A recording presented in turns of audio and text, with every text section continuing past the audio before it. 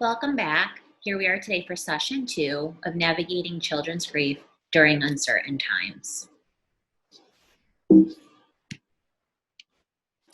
So just a reminder what we went over last week, the lens that we're looking at grief through is J. William Worden's 4 Tasks of Mourning. The T is to accept the reality of the loss. The E, experience the pain of the loss. A, adjust to a new life. And he wrote this without the person, and we're looking at just adjusting to a new life in the pandemic. And R, reinvest in the new reality. This week, we're going to spend time on the T, to accept the reality of the loss. So I really want you to think back since March 13th. What has your family, what have your kids lost? I can speak, as a parent myself, my kids have lost some structure, they've lost some routine, they've lost learning in the classroom, they've lost some of that social connection with friends, they've lost their extracurriculars, and they've lost some of the things that we've done as a family. We've lost, going to the grocery store all together. We've lost being able to go to Carowinds, going to the movies, socializing with other families the way that we used to. So there's been a lot of loss that's been faced. I want you to think about, what you have lost as a parent yourself, or as an adult who cares for a child, a grandparent, an aunt and uncle, etc. As we hold on to their little hands and as we try to take care of them, we need to remember ourselves, we're going through loss as well because of this pandemic. What loss have you faced? I know for myself, I've lost, being able to come into work. I've lost kind of the separation of work and home. I've lost being able to, go to the gym and have my kids go to childcare. So I've kind of lost some freedom when it comes to that. Because we need to pay attention to what our own losses are as adults. Because they impact the losses that our kids have had. Because I know a loss that I've had, as well as the loss of patience. There's been times where I felt overwhelmed and frustrated, and I've been less than patient. So remembering as we hold the hand, we need to really pay attention to what losses we have ourselves and what losses they're navigating. When we pay attention to the losses and we pay attention to really accepting the loss, we need to pay attention to Maslow's hierarchy of needs. I don't know, for how many of you this is familiar, but Abraham Maslow had said, every person has this hierarchy, and our basic needs are the physiological and safety needs. I think for a lot of kiddos, those physiological and safety needs have been disturbed, some more than others. Thankfully, our local school districts, when it's come to food and meals, has kept those up through the time that school shut down. But for some kids, school was their safe space. For some kids, safety needs, it may, from day to day, they may be going from a different daycare provider because, parents or family members are essential workers. Certainly social needs have been disrupted.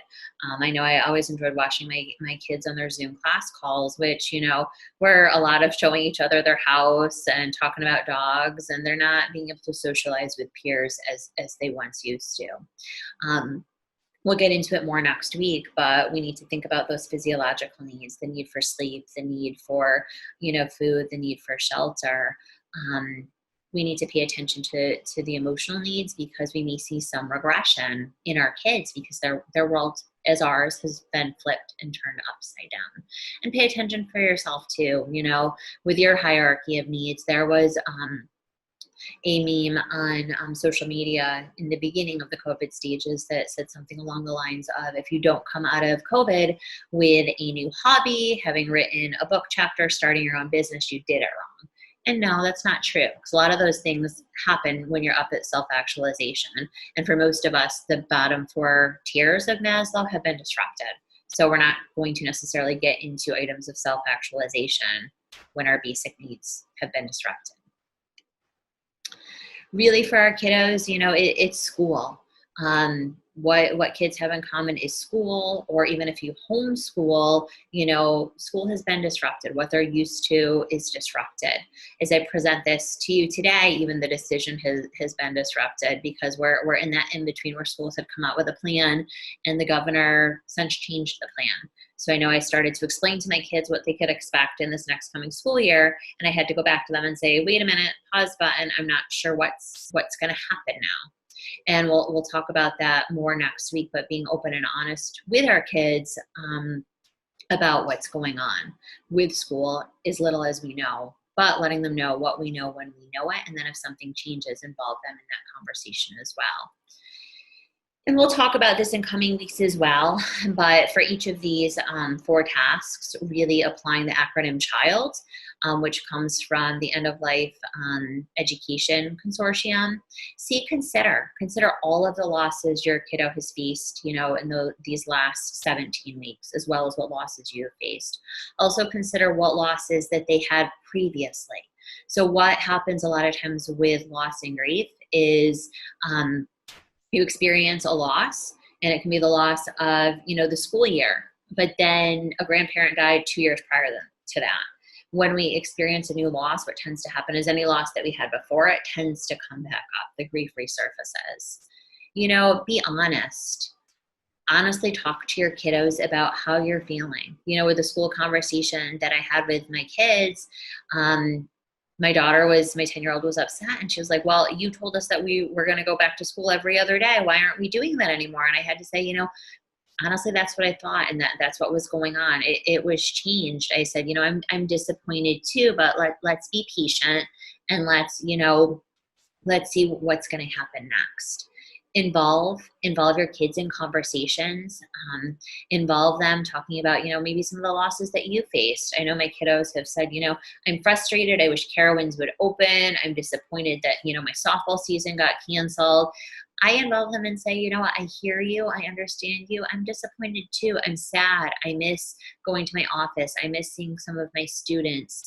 I miss being able to do certain things as a family. Really being open to listening to your kids, not just listening to hear what they're saying, but really listen to understand what they're feeling. And just remember that this is not a one and done process. We have to do this over and over again with our kiddos.